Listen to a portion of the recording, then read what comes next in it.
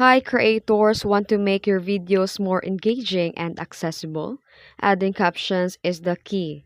In this video, I'll show you how to add captions in Capcut using both automatic and manual methods. So, let's dive in.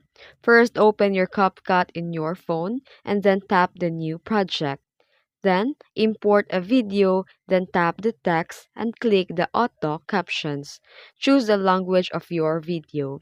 Then click generate or start and let the CapCut generate your captions.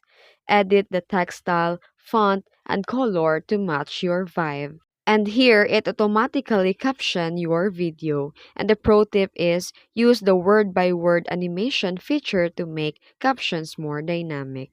And the method 2 is manual caption.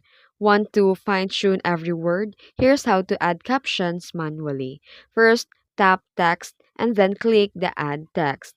Type your captions and adjust the timing using the timeline.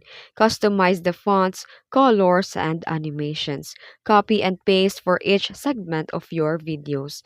Best for precision editing and custom caption styles.